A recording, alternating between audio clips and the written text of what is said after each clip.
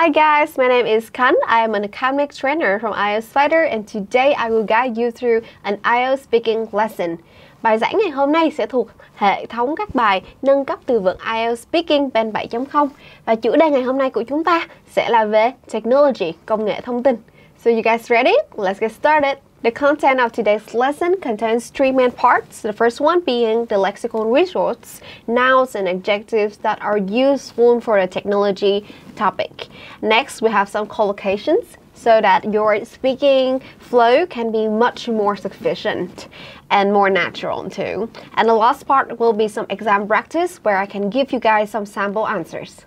Okay, so first thing first, let's move on with our nouns and adjectives. We have a small exercise here, so let's go through it together. First one, the new smartphone has a very intuitive interface and is incredibly something. Okay, so when it comes to exercise like this, fill in the blank, sentence completion, we need to pay attention to the word form. Là cái gì đó mọi người ơi? Đúng rồi, chính là những cái từ loại. Vậy thì ở đây, trước cái câu trả lời của chúng ta, đứng trước cái câu trả lời của chúng ta, mình sẽ có một cái, mình đang có một cái loại từ incredibly. Khi mà nghe cái đuôi ly thì chúng ta biết đây là okay, yes, that is an adverb. Right. Vậy thì adverb sẽ đi kèm cùng với một loại từ gì? Chúng ta cần phải nhớ những cái loại từ này thật là kỹ nhé. Rồi, vậy thì với loại từ là trạng từ incredibly đứng trước, chúng ta sẽ cần tìm câu trả lời chính là ở dạng tính từ. Rồi, vậy thì đối với lại 3 câu trả lời chúng ta, A. Artificial intelligence. Does it sound familiar to you guys? Because this is AI. Trí tuệ nhân tạo mọi người ha. Next one we have user friendly. Đây là một tính từ nói về việc cái giao diện nó thân thiện, nó dễ dùng. And C, breakthrough. Anyone knows what this word means? Okay, so nếu như các bạn không biết thì cô cũng giải nghĩa ha. Thì breakthrough nó là một cái sự đột phá. It's like innovation. Right. So with these three answers, we are looking for an adjective. So it's definitely not the answer A, artificial intelligence. That is for sure a noun. And breakthrough, like I said to you guys, it's like an innovation. It's also a noun. So our answer is gonna be user friendly. Right. So let's repeat the sentence together. The new smartphone has a very intuitive interface and is incredibly user friendly. Okay, moving on to our next sentence. She is always online, checking her social media accounts and emails, which has led to her being labeled as a or an something. Rồi, vậy thì đầu tiên lại nhìn từ loại với nhau mọi người ha. Chúng ta đã thấy có đứng trước cái câu trả lời là chữ a, an. So, for sure, we're looking for a noun. Exactly. Và bây giờ nhìn xuống cả 3 câu trả lời của chúng ta. Cả 3 câu đều là danh từ hết. Vậy thì chúng ta sẽ phải đi tới bước tiếp theo, đó chính là hiểu được cái ngữ cảnh, the context of the sentence. Rồi, vậy thì bạn gái này trong câu nói của chúng ta luôn luôn online, luôn luôn có trên mạng đúng không nào? Checking her social media accounts là đang check cái gì đấy mọi người? Những cái nền tảng xã hội đúng không ạ? And emails và email which has led to her being labeled as. Vậy là cái việc mà bạn ấy luôn luôn online là luôn luôn check những cái mạng xã hội và email thì đã dẫn tới việc là bạn ấy bị gọi là cái gì đó.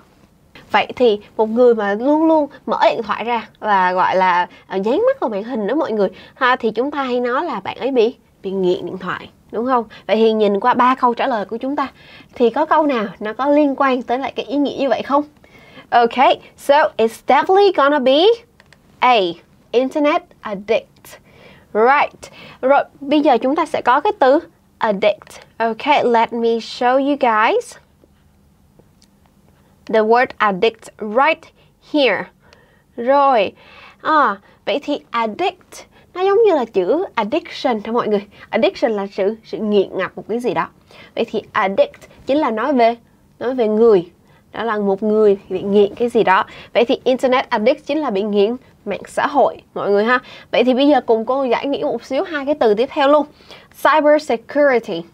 Cyber security là đang nói về an ninh mạng mọi người ha. Cyber meaning internet or just internet relating topics. And breakthrough, again, I've already explained it, innovation. Okay, so our answer will be A, internet addict. Next, number 3. The recent ... in medical technology has allowed doctors to diagnose diseases more accurately. Okay, and we have 3 answers here. A, breakthrough, very familiar. B, technophobe. C, wireless hotspot. Ok, rồi bây giờ chúng ta bước đầu tiên vẫn là đi tìm loại từ. Khi mà nhìn vào đây chúng ta sẽ thấy đứng trước cái câu trả lời của mình đó là chữ recent. Oh, very familiar, right? Recent, recently, gần đây. Alright, và recent là một tính từ, an adjective. Và tính từ thì sẽ đứng trước danh từ, đúng không mọi người? Vậy thì cái gì đó gần đây trong cái ngành công nghệ về y học đã cho phép các bác sĩ có thể nhận diện, có thể chuẩn đoán được các bệnh lý nó chính xác hơn. Rồi, vậy thì bây giờ nhìn qua 3 câu trả lời này. Breakthrough thì quen thuộc rồi này. Rồi, B, technophobe. Đây là một từ nó hơi lạ nhưng mà cô bật mí với mọi người đó là khi mà mình thấy cái đuôi phobe như vậy thì thường đó là một dạng từ tính từ mọi người ơi. Và C, wireless hotspot chính là cái cục wifi của mình đó mọi người ơi, wireless hotspot ha. Rồi, vậy thì ở đây nếu chắc là mọi người cũng đoán ra rồi, chúng ta cần một cái gì đó gọi là đột phá ở trong y học, công nghệ y học thì mới có thể giúp các bác sĩ chuẩn đoán được tốt hơn chứ, đúng không nào? Wifi hay là cái tính từ thì nó sẽ không phù hợp ở đây. Vậy thì câu trả lời của mình sẽ là A, breakthrough. Okay, so let's say the sentence together again. The recent breakthrough in medical technology has allowed doctors to diagnose diseases more accurately. Okay, so now moving on to question number 4. He is a self-proclaimed ... and avoids using any digital devices, preferring to do things the traditional way.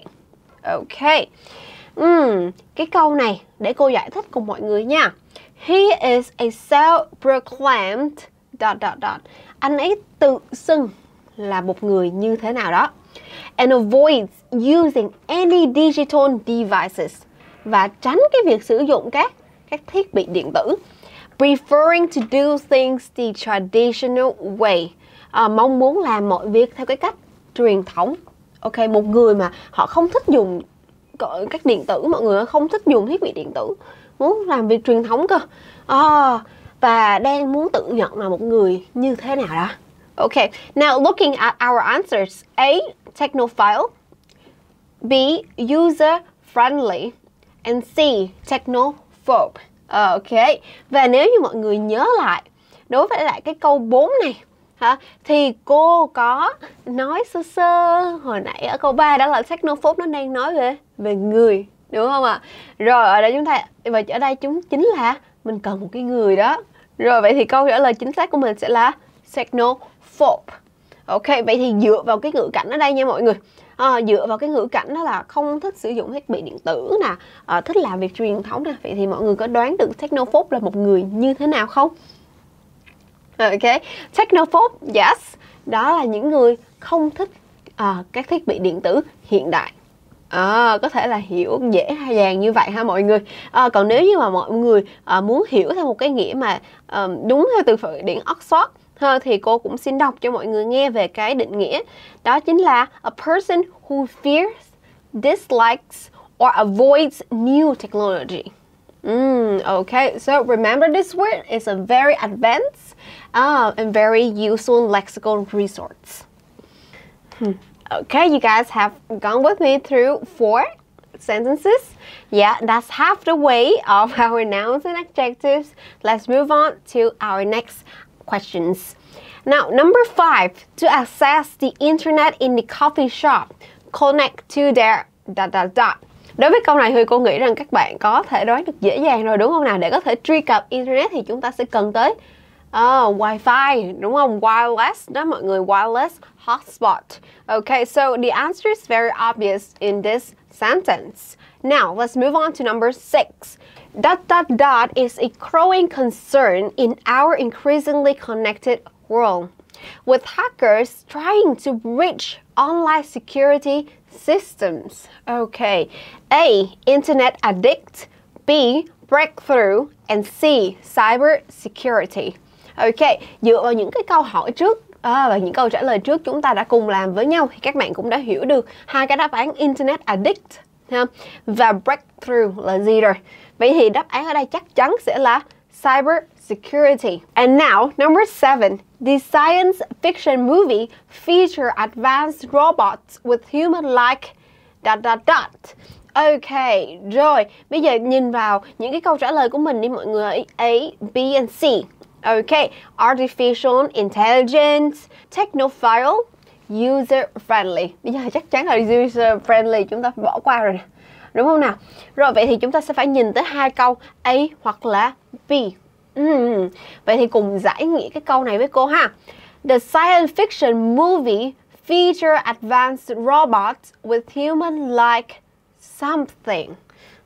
Những cái bộ phim mà gọi là những cái bộ phim khoa học viễn tưởng thì hay cho chúng ta thấy được những cái con robot rất là cao cấp, đúng không? Với một cái ngoại hình human-like, giống con người. Vậy thì bây giờ chúng ta cần một cái danh từ ở đây để nói về những cái con robot. Okay, so are we going to choose technophile or are we going to choose artificial intelligence? Okay, technophile. Technophile không phải là nói về robot đâu mọi người. Technophile là đang nói về con người, những người mà rất là đam mê về công nghệ, về technology. Vậy thì khi mà nói về robot thì chúng ta chắc chắn là phải chọn artificial intelligence, AI. Okay, so it's our answer. Now, the last questions. Number 8. My friend is a ... and is always eager to try out the latest gadgets and apps. Okay, and our answers: A. User-friendly, B. Technophile, and C. Internet addict. Okay, so remember the question number 7, where I said technophile is someone who is really into technology. Rồi vậy thì ở đây câu trả lời của mình sẽ là B. Technophile, một người rất là đam mê công nghệ ha, và luôn luôn mong muốn được thử những cái thiết bị, những cái app mới nhất. Okay, so those are our new lexical resources, particularly nouns and adjectives. Now we're going to move forward with our collocations. Rồi, bây giờ chúng ta hãy cùng đi nhanh qua những cái cụm từ như thế này ha. Rồi, đối với technology, đầu tiên nhìn sẽ có cụm từ to go online or to navigate a website. Ok, vậy thì to go online tức là mình sao? Mình truy cập mạng xã hội đúng không mọi người? Đối với lại những cái cụm từ như thế này thì nó sẽ hơi khó để mà chúng ta có thể giải nghĩa hoàn toàn sát nghĩa với tiếng Việt được mọi người ơi. Tại vì nó là những cái từ gọi là hơi lóng một xíu. Thành ra là cô sẽ cố gắng giải thích cho mọi người, nhưng mà chắc là chúng ta sẽ không tìm được cái nghĩa tiếng Việt thật sự sát đâu ha. Vậy thì to go online là để có thể truy cập mạng nè, nó là đang online trên xã hội, trên mạng xã hội đó. Rồi bây giờ chúng ta có cái cụm từ navigate a website thì nó cũng hơi tương tự với lại to go online ha, tức là chúng ta cũng đang truy cập ở các website đó mọi người. Ok, so let's say with me, to go online. Okay, and to navigate a website. And our next phrase is to form virtual relationships. Okay, visual. Visual. Nghe quen không mọi người? Nếu như ai ở đây đã từng phải học online ha, qua trong cái thời kỳ bị dịch Covid đúng không ạ? Thì chúng ta đã có nghe qua cái từ này rồi. Những cái lớp học gọi là sao? Lớp học online đó mọi người ha. Lớp học visual classrooms. Ok, vậy thì to form visual relationships tức là chúng ta có thể tạo nên những cái mối quan hệ xã hội qua mạng online, qua internet. Ok, như cô nói những cái cụm từ này rất là khó để có thể dịch sát nghĩa ra tiếng Việt, nên là mọi người cố gắng hiểu cái hàm ý cho cô. Ok, so let's say with me, to form visual relationships. Okay, next one, we have a very interesting word. We have the word cutting edge. Cutting edge. Không phải là đang cắt cái gì đâu nha mọi người ơi, cutting. Okay, cutting edge meaning new or even newest. Okay, so cutting edge technology là những cái công nghệ mới nhất, tiên tiến nhất. Và chúng ta có cái từ đồng nghĩa ở đây ở synonym is high tech. A high-tech applications, a high-tech mobile phone. Okay, so let's say it with me. Cutting edge technology. So next one, to engage in online discussions. Rồi, engage thì nó giống như là tham gia vào một cái gì đó mọi người ha. Thì ở đây chúng ta sẽ tham gia vào online discussions, tức là những cuộc thảo luận. Có thể là thảo luận nhóm, có thể là những cái hội nghị, nó cũng sẽ gọi là discussion vẫn được. Vậy thì ở đây chúng ta đang tham gia vào những cái cuộc thảo luận, những hội nghị online. Okay, so let's repeat after me. To engage in online discussions. Okay, and last one, to clue to the screen. Okay, here we have the word clue. Clue là hồ dán đó mọi người. Vậy thì chúng ta có lấy hồ dán chúng ta dán lên màn hình không? No, we don't do that, right? Chúng ta sẽ phải hiểu theo cái nghĩa bóng. Vậy thì ở đây chính là chúng ta đang dán chặt mắt vào màn hình. Chính là đang nói về cái từ gì hồi nãy chúng ta mới học đó mọi người. Okay, internet addict, right? This one is like more like mobile phone addict. Okay, but yes, that is a very cool, interesting phrase, to clue to the screen. Okay, very good guys. So we have done the lexical resource and also the collocations. So let's move on to our exam practice. Okay, like I said before, I will give you some common questions relating to this topic and also some sample answers.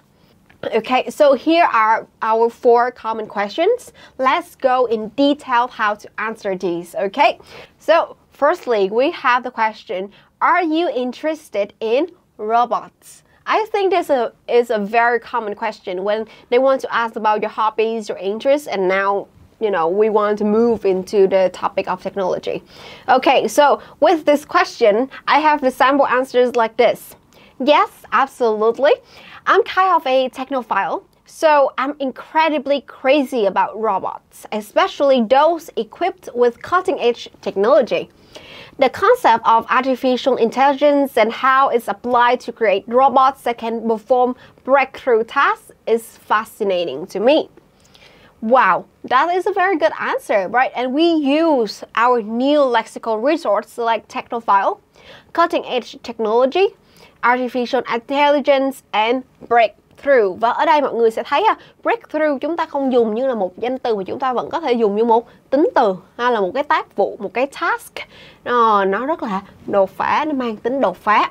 Rồi, vậy thì ở đây các bạn có thể đi theo cái hướng trả lời này, chính là tôi là một người technophile, tôi là một người cực kỳ đam mê công nghệ thông tin. Còn nếu như không thì chúng ta vẫn có thể đi theo cái hướng ngược lại. Và nhớ lại cái từ vựng giúp cô coi. Hồi nãy chúng ta có từ gì? Technophobe, right? Vì nếu như các bạn không đam mê công nghệ thông tin thì các bạn vẫn có thể trả lời well, no, I'm kind of a technophobe and I would like to do things in the traditional way, right? And cutting edge technology nowadays are just not meant for me.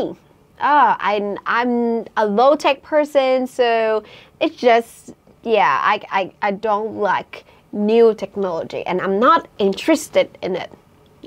Các bạn thấy không? Chúng ta vẫn có thể áp dụng được những từ vựng về technology chúng ta đã học để có thể rẽ sang một hướng trả lời khác và không bắt buộc là phải đi theo một cái sample answer, một cái cấu trúc nào cả.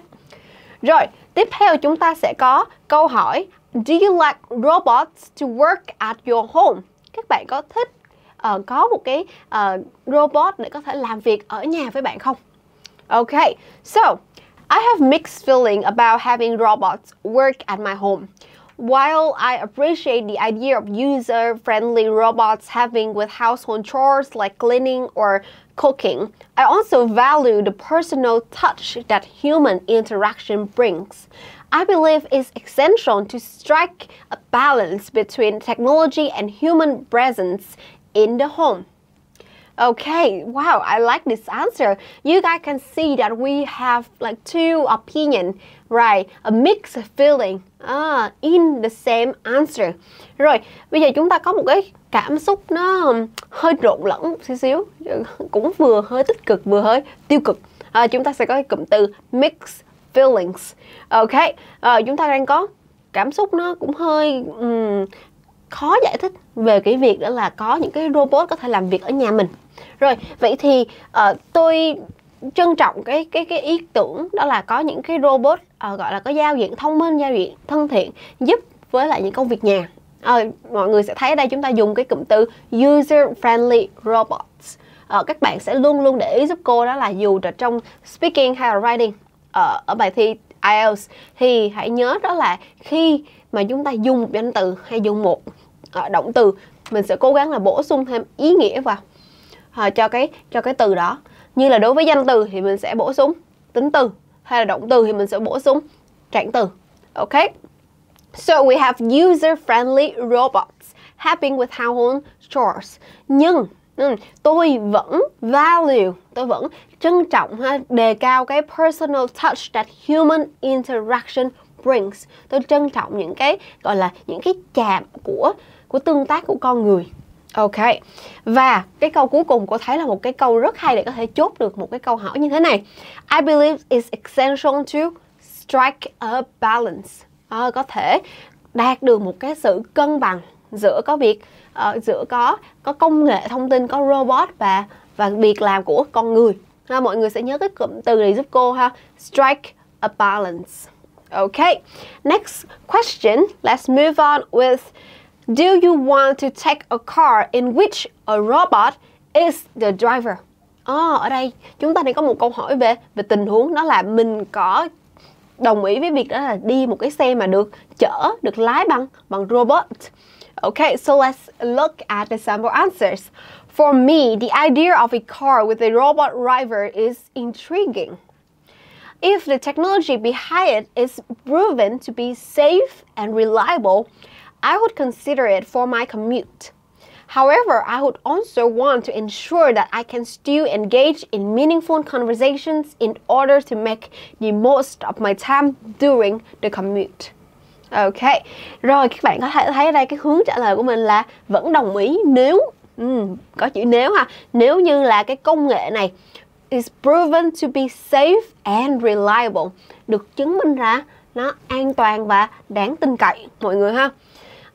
Và nhưng mà chúng ta vẫn nên thêm vào một ý tưởng however đó, thì vẫn muốn là sao, mình engage in meaningful conversations, như là mọi người tưởng tượng lúc mà chúng ta đi Grab nè, đúng không, đi những cái xe ôm công nghệ bây giờ đó, hay là chúng ta đi taxi, đúng không, thì khi mà có người lái xe mình vẫn có thể có được những cái cuộc trò chuyện ý nghĩa. Đó cũng là một cái điểm rất là hay của cái tương tác với lại con người, thì chúng ta có thể add vào câu trả lời của mình. Okay, and now, next question, we have the question of: have you ever watched a film about robots?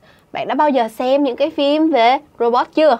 I think that you guys all watch like one or two films about robots, right? Me too. Okay, so here is my answer. Yes, I have enjoyed several films related to robots. One notable film I enjoyed was Ex Machina, which explores the concept of artificial intelligence and forming virtual relationships with robots. Additionally, classics like Blade Runner have portrayed a world where technophobes and technophiles coexist, offering thought-provoking insights into the relationship between humans and technology. Ok, ở đây thì các bạn thấy rằng đối với cái câu trả lời như vậy, chúng ta sẽ cần phải đưa ra một số cái thông tin, một số cái thông tin về các bộ phim, mà thành ra là nó sẽ yêu cầu một cái độ hiểu biết nhất định đối với phim ảnh về robot của chúng ta. Right, vậy thì nếu như mà mình là một người không có quen xem những cái phim về robot chẳng hạn, thì các bạn có quyền trả lời là mình không xem không? Có chứ, đúng không ạ? Vậy thì ở đây chúng ta có thể nói một cách ngược lại.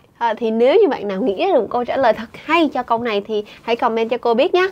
Okay, so let's move on to our next part. Okay, now part 2 is all about answering a topic card. You guys remember this, right? Okay, so let's look at our topic right here. Describe a piece of technology that you feel difficult to use. You should say when you got it, what you got it for, how often you use it, and explain how you feel about it. Bây giờ cùng cô giải nghĩa cái topic này ha. Cái đề của chúng ta đó là miêu tả một cái thiết bị, một cái loại công nghệ nào đó mà chúng ta cảm thấy khó dùng. Ok, và mình sẽ có những cái ý tưởng như thế này. Đầu tiên là when you got it, mình có cái loại công nghệ thông tin này khi nào. Next we have what you got it for, mình dùng cái công nghệ thông tin này để làm gì. How often you use it, mình làm có thường xuyên không. Và next one we have explain how you feel about it, chúng ta có thể miêu tả cái cách mà mình cảm nhận về cái technology này. Ok, vậy thì đối với lại cái topic như thế này thì nhớ lại giúp cô một số cái thông tin cơ bản về part 2. Thì chúng ta sẽ có 1 phút để mà ghi note, đúng không ạ? Và 2 phút để mà có thể nói, để có thể trình bày cái ý tưởng của mình về cái topic này.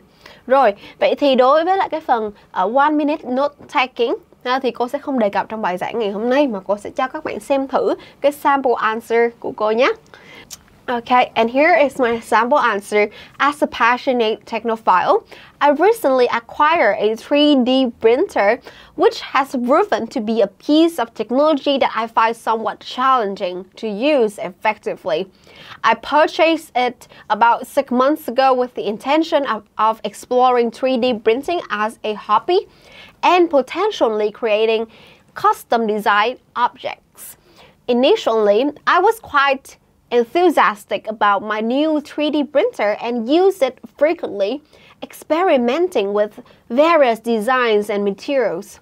However, as I delve deeper into the world of 3D printing, I realized that achieving consistent and high-quality prints can be quite complex. The 3D printing process involves numerous variables, including filament type, print speed, temperature settings, and layer height, among others. Adjusting these settings to achieve the desired results can be time-consuming and frustrating, particularly when dealing with intricate designs. While I appreciate the creative possibilities that 3D printing offers, I often feel a sense of frustration when my prints fail or don't meet my expectations. It requires a significant amount of trial and error, research, and troubleshooting to master the technology. However, I also acknowledge that with perseverance and continual learning, I can unlock the full potential of my 3D printer and turn it into a valuable tool for personal projects and creativity. Despite the challenges, I remain determined to improve my 3D printing skills and make the most of the exciting technology. Đối với sample answer này thì chúng ta có rất là nhiều từ vựng mới nè, rất là nâng cao, cũng như là những cái ngữ pháp khá là phức tạp. Vậy nên là đối với câu trả lời này thì cô mong rằng các bạn sẽ dùng nó như là một cái câu trả lời mẫu để mình có thể lấy ý tưởng mới và mình có thể học cái cách sử dụng từ vựng.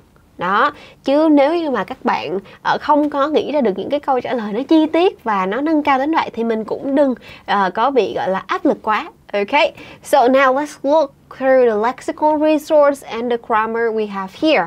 Rồi, có những cái từ thì chúng ta đã học qua rồi, đúng không nào? Chúng ta có technophile, someone who really into technology. Và như cô nói hồi nãy thì chúng ta luôn luôn cố gắng đó là bổ sung ý nghĩa cho những cái từ vựng của mình, như là adjective đứng trước noun, a passionate technophile. Đó, và ở đây thì chúng ta đang giới thiệu cái công nghệ in 3D, 3D printing. Đó, và chúng ta có một cái cụm từ, một cái phrase rất là hay ở đây: delve deeper into the world of 3D printing. Chúng ta gọi là sao ta? Chúng ta đào sâu vào cái thế giới của cái việc đó là in 3D mọi người ha. Rồi, tiếp theo cô sẽ đi tiếp cho mọi người nha. Và ở đằng sau của cái sample answer như các bạn thấy ở đây thì chúng ta cũng có thêm khá là nhiều những cụm từ mới, những cái collocation, cách sử dụng từ rất là hay để mà miêu tả cái quá trình làm 3D printing nè, có những cái công đoạn như thế nào rất là tốn thời gian, time consuming và frustrating, rất là khó chịu, rất là bực mình ha. Và ngoài ra thì chúng ta còn có một cái đoạn sau để nói về cái ý kiến cá nhân về cái việc 3D printing, như là chúng ta vẫn muốn gọi là sao, master the technology, vẫn muốn có thể chinh phục được cái công nghệ này đó, và nhờ vào cái sự perseverance and continual learning to unlock the full potential of 3D printing, make the most out of this exciting technology. Vậy thì nếu như mà các bạn có cụm từ nào mà không hiểu trong những cái cụm từ sau đây thì hãy comment để mà cô giải đáp cho các bạn nhé. Okay, so that is the part 2 of our IELTS speaking about technology. Now let's move into part 3. Và như các bạn đã biết rồi thì part 3 thường là một cái phần mà có những câu hỏi nâng cao hơn, để phát triển từ ý của cái chủ đề topic card from part 2, right? So let's look into these advanced questions. Now, first of all, what technology do people currently use? Những câu hỏi này thì nó sẽ không còn về cá nhân mình nữa, mà nó sẽ mang tính vĩ mô hơn, mang tính gọi là con người rộng mở hơn. Okay, and here is the sample answer. People currently use a wide range of technological devices in their daily lives. This includes smartphones, laptop, tablet, smart watches and smart home devices like voice assistants and thermostats. Additionally, people use technology for communication, like social media, messaging apps, entertainment like streaming services, gaming consoles, and productivity like office software or cloud storage. So, with that question, thì chúng ta sẽ thấy là chúng ta sẽ có một cái kỹ thuật đó là listing, liệt kê ra mọi người ha, những cái gọi là thiết bị nè, hay là những cái app, những cái ứng dụng điện tử hiện tại thì con người chúng ta vẫn đang sử dụng. Rồi, bây giờ chúng ta sẽ đi tiếp đến câu hỏi thứ hai. Why do big companies introduce new products frequently? Tại sao mà các công ty, những cái công ty về công ty lớn về điện tử, các bạn có thể tưởng tượng như Apple, Samsung hay là những công ty khác về phần mềm đấy, thì họ liên tục giới thiệu ra những cái sản phẩm mới. Okay, so here is some ideas for you. From where I stand, technology giants introduce new products frequently for several reasons. Firstly, competition in the technology industry is fierce, and companies must stay ahead of their rivals for continually innovating. Secondly, technology evolves rapidly, and consumers often expect the latest features and improvements. Frequent product releases allow companies to satisfy these demands and maintain customer interest. Additionally, releasing new products regularly can help companies generate buzz, attract media attention and drive sales.